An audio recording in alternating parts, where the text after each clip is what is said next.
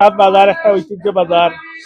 এই বাজারের অনেক ঐতিহ্য অতীতে ছিল, কিন্তু বিগত 17 বছর এই বাজারটারে ধ্বংসের প্রান্তে নিয়ে যাওয়া হয়েছে।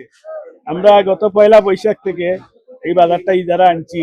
আনার পরে বাজারের যে অবস্থা আমরা দেখিয়া, আমরা প্রথমে এই বাজারে যারা ব্যবসায়ী আছে তার সাথে আলাপ আলোচনা করি আমরা সিদ্ধান্ত নিছি যে সিটটা আমরা যত টাকায় গরু কিনা হয় 500 টাকা আমরা করছি, এবং আমরা এই 500 টাকার করার পর থেকে অনেক সাড়া পাইছি। এবং আমরা যতটুকু দেখলাম যে বাজারের যে ঐতিহ্যটা অতীতে ছিল মোটামুটি এটা ফিরিয়ে আইছে। আজকে বাজারে প্রচুর গরু আছে, এবং বিশেষ করে তো আবহাওয়া আসলে খুবই গরম, তা একটু কম আছে। আমরা বিশ্বাস বিকালের সময় গরু বেচা কিনা হইব। সামনে যে আমরা বাজারগুলো আছে, এই বাজারটা হইলো প্রতি সপ্তাহে রবিবার এবং বুধবার। আমের গরুর দাম বেশি নাই, বুঝছেন, বাজার ড্যাম গরু বিকে না।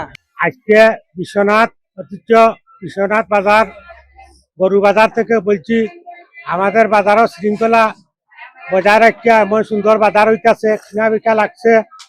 আপনারা অতি সত্তর আসবেন, ন্যায্য মূল্যে গরু পাইবেন, এবং আসিলেও সুবিধা আছে। 500 টাকা বাজারও আসিল, এবং আপনারা চলাফেরার অসুবিধা আছে, কোনো সাই সমস্যা হইব না। আপনার কাছে আবেদন করলাম, আপনারা বিশ্বনাথ বাজারে চলে আসেন। গরু আল্লাহর কুলে দাম ধর দাম হইয়া দিলাম